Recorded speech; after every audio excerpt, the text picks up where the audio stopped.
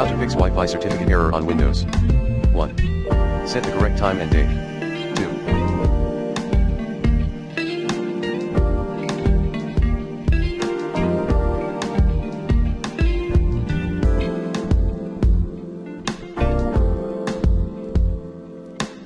2. Make Windows Time Service run automatically.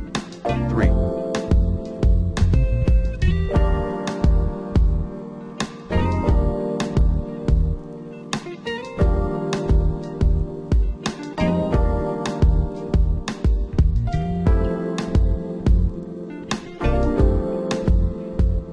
Download the latest network driver using the recommended Avast driver updater in this video guide.